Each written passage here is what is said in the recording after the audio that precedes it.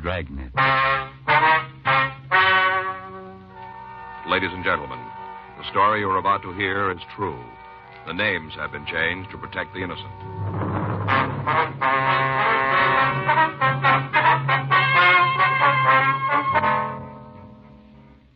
You're a detective sergeant.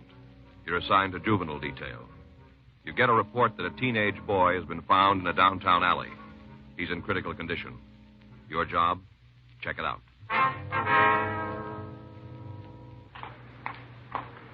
It was Wednesday, November 16th. It was cool in Los Angeles. We were working the day watch out of juvenile detail. My partner's Frank Smith. The boss is Captain Powers. My name's Friday. We're on our way into the office, and it was 9:17 p.m. when we got to the second floor of Georgia Street Juvenile. The squad room. I don't know, Joe. What? You see a kid like that, you start wondering. Yeah. 15 years old, trying to hold up a liquor store. Kind of worries the guy. What do you mean? What about your own kids? How are they going to turn out? Oh, most of them turn out okay. Yeah, can't help worrying, though. Well, you're a father. Maybe you're better off, Joe, not having the worries. You really believe that? Well, I guess so. Well, why don't you stop trying to marry me off? Oh, say, that reminds me. Yeah. You know the Phillips, live down the street from us? I don't think I do. They were over for dinner the same night you were. Yeah. Last summertime, Faye made fried chicken. Oh, yeah. Remember it? I remember the chicken. Go ahead. You're going to spend Christmas with us, aren't you? Christmas. Faye told me to be sure and remind you. It's only a month or so off. That's soon, huh? Yeah. Can we count on you? Yeah, if we're not working. Swell. I'll let Faye know. What's this got to do with the Phillips? Nothing. Mm-hmm. It's got nothing to do with them, Joe. Why are you so darn suspicious? Which one of them has the sister? Huh? Come on, Mr. or Mrs., which one? Both of them, for all I know. Well, which one has a sister who's coming out here for the holidays? Which one? Mrs. Phillips. And they're all going to be at your place for Christmas dinner, is that it? Well, Faye hasn't asked them yet. She wanted to be sure that you... Mm-hmm. Okay to ask them? They're your friends. You won't regret it, Joe. You know Mrs. Phillips is darn nice looking. Good talker to her for sisters, anything like Just she do is. me one big favor, will you? What's that? Christmas is still 5 weeks away. Don't start selling me now. I wouldn't try to sell you on any girl. You know that. You bet. I never even met this one. I was just thinking that sometimes you can kind of sort of judge a person by family and... Juvenile Friday. Where's that? I see. Yeah. Found a kid lying in an alley off Sheridan Street. He's hurt pretty bad. An accident? Knife in his back.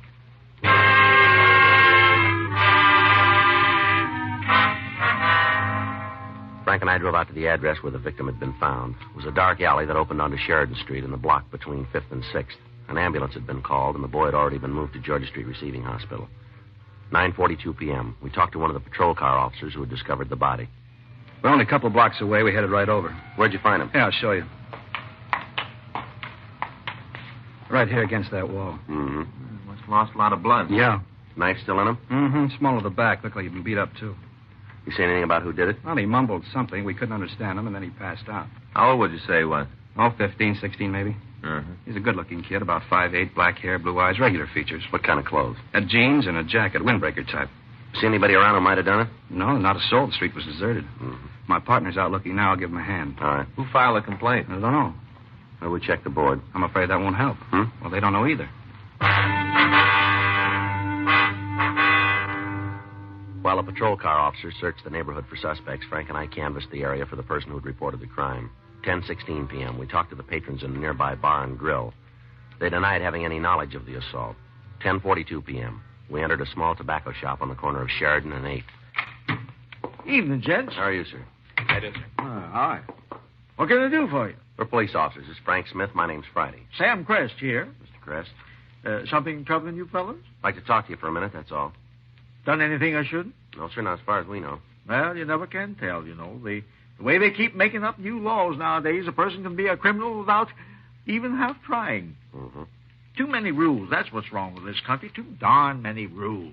Yes, sir. Ought to be just one. How's that? Do unto others as you would have them do unto you. Golden rule. That ought to be more than sufficient. Yeah. Don't work out that way, though. A man could live up to it every day of his life and still wouldn't keep him out of jail. Mm-hmm. Golden rule don't say nothing about paying income taxes or taking out licenses or filing Social Security reports. Well, does it? No, doesn't seem to. But you're in jail if you don't do 'em. Yeah, Man can live by the golden rule, don't make no difference. it makes a difference. Oh, some maybe, but not enough. Have you been here all evening, Mr. Crest? Since supper time, When was that? 6:30, eat at the drugstore over on Soto Street. Stop serving food at 7. I see, sir. What time did you get back to the store, do you remember? Oh, 5 odd, maybe. And you've been here ever since? Sure. You ain't doubting my word. No, sir. I tell the truth, you know. Yes, sir. I may not get all my government forms figured out right, but I'm a truthful man. Mm-hmm. Anybody suspicious come in here tonight? Suspicious? Mm-hmm. I'm afraid you'll have to explain that. You see, I ain't no policeman. Folks don't look suspicious to me. They just look like folks. Well, any strangers then? Sure, lots of strangers. 8 or 10, maybe. I see. Strangers to me, leastways. I don't get acquainted with folks easy. Man comes, buys a pack of cigarettes or some tobacco. Don't make him a friend. Well, now, sir, most of tonight's customers been in before. Oh, well, some of them had, yeah. Some of them hadn't. I don't keep track. I see. Did you hear anything out on the street? Traffic. Folks walking by. You fellas sure ain't very specific. Well, anything like a fight? Front of my place? In the neighborhood. Well, I didn't hear no fight. Somebody get to mixing it up? Looks that way. Oh, yeah, that's the trouble with this world. People always squabbling. Wherever you go, whatever you do, it ends up in squabbling. Who was it? We don't know yet. Anybody hurt? Yes, sir. Well, probably brung it on himself. Maybe. Were there any youngsters hanging around your place tonight, Mr. Crest? Youngsters? Teenagers? Well, if there was, I didn't notice them. Kids, huh? Yes, sir. Well, I just don't know what we're coming to. Thank you very much, sir. Sure. Right. Good night, sir. There was one. How's that? One young fella. He didn't hang around, though. He was in a big rush. You know him? No, I don't think I ever saw him before. Could you describe him for us? Oh, just an ordinary kid. How big was he? Oh, not big. He come up to about here on me. Mm-hmm. Probably don't have his full growth yet. I see. You recall how he was dressed? Well, I didn't pay much attention, only in the shop a couple of minutes. What color was his hair? Light, reddish, or blondish. Nice-looking boy? Oh, no better or worse than most. What time did you see him?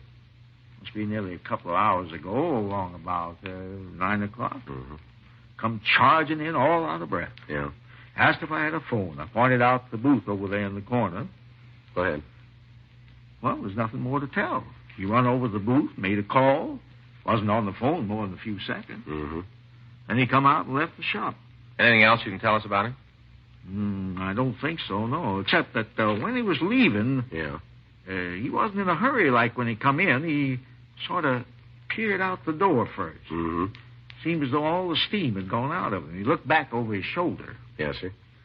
Doggonest expression on his face. What do you mean? Like he was scared to death.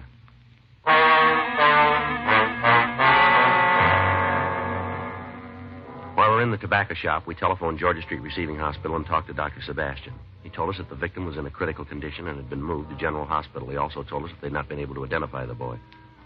We called General and asked to be notified when he was able to talk. 11:31 p.m., Frank and I went back to the office. Homicide was notified. The patrol car officers who had discovered the body reported that they had not found any suspects in the vicinity of the crime. 11:46 p.m., we checked with the crime lab. An examination of the weapon had revealed no useful fingerprints. It was a spring blade knife with an 8-inch blade. 12:02 a.m., Frank and I went off duty, and another team of detectives continued the investigation. The next morning, Thursday, November 17th, 8:12 a.m. Morning, Joe. Hi. Anything new? No, not so far. How about missing persons? Nobody's reported them. It's funny. You'd think somebody'd be looking for him by now, his folks or somebody. Yeah, you would. Any coffee and that thing? Yeah, help yourself. All right. Probably cold by now. Better than nothing. Did you miss breakfast? I wasn't hungry. Oh. Oh, you're right. Huh? It's cold. Yeah. Say, Joe. Mm-hmm. About Christmas? What about it? Well, we won't invite Mrs. Phillips' sister if you don't want us to. Mm-hmm. No. I got to thinking last night people shouldn't force a guy to get married and raise a family if it's against his best judgment. Well, who's getting married and raising a family? It's just a Christmas dinner, huh? Yeah, but you know Faye. Well, you know me. I got it. Juvenile Friday. Yes, sir. All right, sir. Thank you very much. General Hospital, the boy's coming, too. Yeah? We talked to him? Yeah, for a minute or two. We better get a move on. Oh? Doc said to hurry.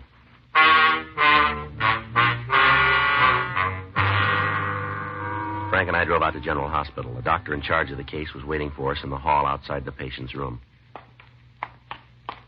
Smith and Friday? Yes, sir. Is it all right to go in? Don't stay too long. All right. You going to be all right, Doc? It's too soon to tell. If the wound was an inch higher, I could give you an answer. Yeah? You'd be dead.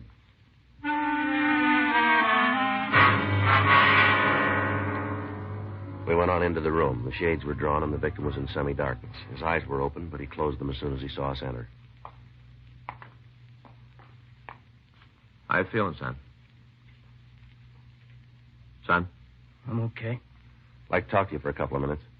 No way of stopping you, is there? What's your name, son? What's yours? Smith, Frank Smith. My partner's Joe Friday. Cops? That's right. Well, Well, what? how about telling us who you are? I forgot. Well, You know, amnesia. yeah. How'd you get hurt, kid? Forgot that, too. We're trying to help you, son. Not my fault if I don't remember nothing. You know you're pretty sick, Sure. but it's not amnesia. You a doc? No. And you tell what's wrong with me. Who knifed you? Now, what happened? Come on, what's your name? Abraham Lincoln. You guys can call me Abe. All right, we'll find out. Go ahead. What were you doing on Sheridan Street last night? That where I was? You want him to get away with it? Who? The fellow that stuck a shiv in your back? Now, who'd do a thing like that? That's what we want you to tell us. Hey, you know what? Hmm? It's all starting to come back to me. Tell us about it. There was this black sedan, see? Mm-hmm. Great big job. Yeah, I was walking along the street, sedan pulled up beside me, 12 guys jumped out. yeah. Told you it was a big job. Mm-hmm. 6 of them tried to grab me. All right, that's enough. But you want to know what happened? They was all wearing masks. I said that's enough. Sure. Now, you listen to me, son. We're going to find out who you are and who stabbed you. Sorry I ain't in a position to offer a reward. You want your face in all the newspapers? What for? I ain't important. I said we're going to find out who you are. Well, Okay, if you want to play detective. let's have it. Tom. Tom what? Marcotte. Where do you live? Diamond Street. What number? Apartment house, corner of Diamond Olympics. Second floor in the back. Now, suppose you tell us what happened last night. Guy jumped me, that's all I know. Who was he? I don't know. I never saw him before. You sure about that? Yeah. What did he look like? I don't know. It was dark. Somebody your own age? Heck no. How old was he?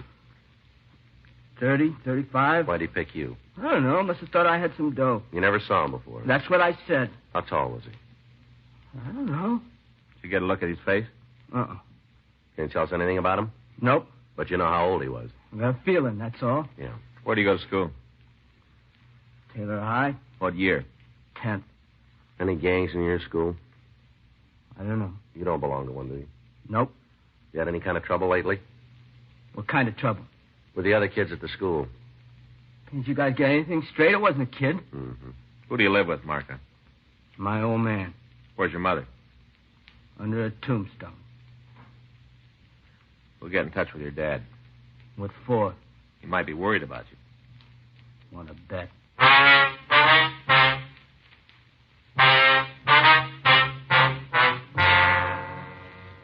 We were unable to get any additional information from the victim. We went back to the office and checked the name Tom Marcotte through R&I. They had nothing on him. 9:47 a.m. Frank and I drove out to the address he'd given us. It was a 2-story stucco apartment house, badly in need of repair. We went up to the second floor. Must be this one. Yeah. I don't hear anybody. Take it easy, will you? All right. What's all the pounding for? Marcotte? Yeah? We're police officers. Frank Smith. My name's Friday. Well, what do you want? Come in for a minute? If you don't, I'm going to fall flat on my face. Oh, boy. My head's coming apart in shreds. Kind of tied one on last night. That's so. Haven't got an aspirin, have you? No, sir. Right not. Can of beer? No. No. That's what I really need. Usually keep a couple in the refrigerator for an emergency like this. Mm-hmm. But that kid of mine's been guzzling them again. We'd like to talk to you about your son, Mr. Marcotte. Yeah? You know he didn't come home last night. Didn't he? No. No way of me knowing it. I work nights, drive a hack, don't get home before 5. He leaves for school before I wake up. I see. What'd you pick him up for? He's not under arrest. Huh? He's in the hospital. Hospital? That's right. He was stabbed last night. Huh? Yeah. He's going to be all right, ain't he? They don't know yet. Oh. We thought you might be able to help us. Help you? Yeah, find out who did it. You know who your son's friends are? I don't know nothing about him. We don't... Well, we aren't very close. I see. Has he been worried lately about anything? Upset? No more than usual. How's he doing in school? Lousy. Oh. They always ask me to come down and talk to him. Principal, his teacher. What do they say about him? I don't go. Mm-hmm. I went a couple of times when he first came to live with me. Didn't do any good. That's so. I can't change him. Anything I tell Tom just rubs him the wrong way. So he's on his own. How long has your son lived with you? 3 years. How about before that? He was with his mom. Yeah. She divorced me a couple of years after he was born. Took him with her. Mm-hmm. When she died, there was nobody else to look after him. He had to come back to me. Yeah. I gotta get me a glass of water. Only take a second. Yeah. Looks like the kid was right. Huh? About his father. Maybe. He doesn't seem very upset. No. Just gotta stop his drinking. Yeah. Never used to feel like this when I was younger. Is that right? Could go on a bat for 2-3 days, come out of it and feel okay. Can't take it anymore. Well, sir, we'll be leaving. If you'd like to see your son, he's at General Hospital. Tom asked to see me. He's pretty sick, Market. You talked to him, didn't you? That's right. He asked to see me? No, he didn't. Didn't think so. I guess I can't blame him for hating me. He figures I didn't want him after his ma died. Figured I had to take him. Yeah. Tried to tell him different. He didn't believe me. We just can't talk, Tom and me. Mm-hmm. Father and son living in the same apartment. Like we speak a different language. Think I ought to go down and see him? Well, that's up to you. Be nice for me. It's funny. Live with somebody who hates you, your own son. Well, maybe you're wrong about him. Yeah, I see it in his face, his eyes, the way he talks. Every time I look at him, I can see it. Tom's the one who's wrong. Yeah. It's not his fault, but he's wrong. You wouldn't believe it on a stack of Bibles. Even you guys don't. What's that? But I love him.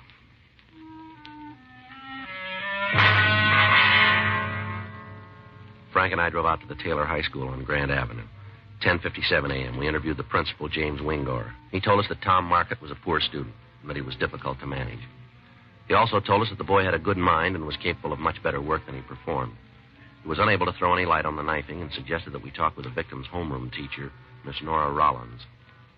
11:16 a.m. We interviewed Miss Rollins in a small room which adjoined the principal's office. I'm supposed to be giving an English examination during this period, Sergeant. Yes, ma'am. This will only take a couple minutes. You have a student named Tom Marcotte. Certainly, he's in my homeroom. What kind of a boy is he? Noisy, lazy, impossible to discipline. Similar to a number of the others. Mm-hmm. He's absent today, though. Yes, ma'am, we know. Has something happened to Tom? He's had an accident. An accident or a fight? Why do you say that? Wouldn't be the first time. Has he had any fights lately? Came to school with a cut lip 2 or 3 weeks ago. Does Tom have any particular enemies? I really don't know. There are over 75 students in my homeroom. It's a little difficult to know very much about any of them. Yes, ma'am. How about friends? Who's he pal around with, do you know? Nobody in particular, as far as I can tell. No, wait a minute. There's one boy. Ma'am? Arthur Jollett. What does he look like? Well, he's small, red-haired, almost as troublesome as Tom. Is he in school today? I believe so. Well, ma'am, is there anything else you can tell us about Tom? No, except that I don't have much hope for him. How's that? Well, I've asked his father to come in and see me several times. So far, he's always declined the invitation. Yeah. Is Tom badly hurt? Yes, ma'am. Pretty bad. What was it? Knife wound. No. 17 years ago, when I first started teaching, that would have shocked me. I see. Was a very naive young lady, Sergeant. Is that right? I thought all a person had to do to become a teacher was to take the right courses, get a degree, and a credential. Mm-hmm. It seemed such a simple matter. I wanted to teach English literature, so I studied English literature. Shakespeare, Chaucer, Browning, Keats, Shelley. Yes, ma'am. As I continue in the profession, I discovered that I omitted one essential course. What's that? Judo. We asked Mr. Wingor if we could interview the student named Arthur Jollett. He asked his secretary to have the boy sent in to us. Sounds like he's the one who called in the report. Yeah. Must have been with Marcotte when it happened, huh? Come in. You want to see me? That's right. Come in, son. You're Arthur Jollett, huh? Ain't that who you asked for? Sit down, son. We're police officers. This is Smith. My name's Friday. Do you have a friend named Tom Marcotte? I know him. Pretty good friend of yours, is he? He's a friend. You been with him lately? When? Yesterday, day before? Sure. Where? Here. We've got some of the same subjects. How about after school? Uh-huh. You saw him after school, did you? Night before last. Last night, too? Uh-uh. Where were you last night? Movie. Well, who'd you go with? Went alone. What movie? Double bill in Hollywood. What'd you do afterward? Hitched a ride home. Spend any time around Sheridan Street? Where's that? You want us to show you? Huh? Come on, we'll take you over there. What for? I'd like to have you meet a man who runs a tobacco shop in that part of town. You kidding or something? Young fella came into his place last night. So? The way he described him, it could be you. He must be blind or something. Well, let's find out. Come on. Come on. Okay, so maybe I was in his neck of the woods. What's the beef? Your friend Market was around there, too, wasn't he? Coincidence. Yeah.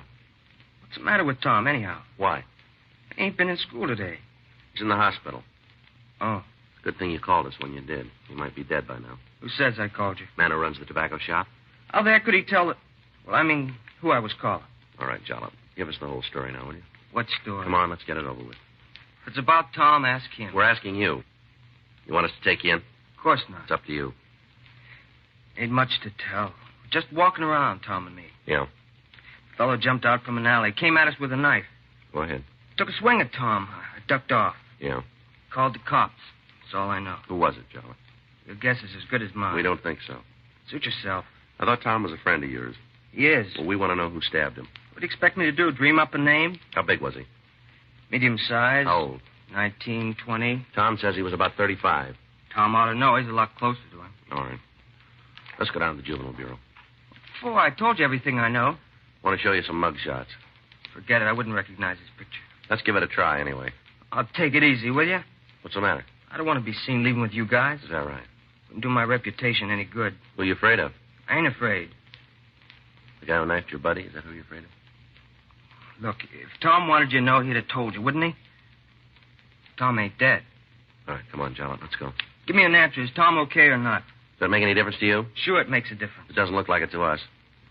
I'm no squealer. All right, you've had your chance. Now you got to go in. Come on. You can't arrest me. A boy was stabbed last night. You saw it. As far as we know, you're the only other person who was there. Now you figure it out. I didn't have nothing to do with it. Tom will tell you so. You throw me in jail, my old man will kill me. Well, that's tough. I ain't going to take the rap. It's up to you. Okay, it was Jerry. Jerry who? Longren. You go to the school? Yeah. What was it all about?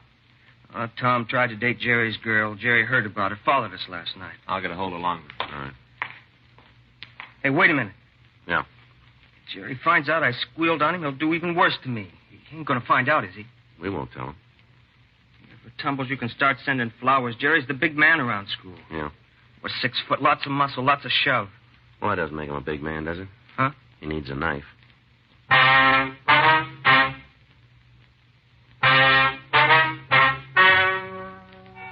The story you've just heard is true. The names were changed to protect the innocent. On December 2nd, a hearing was held in Juvenile Department, Superior Court, State of California, in and for the County of Los Angeles.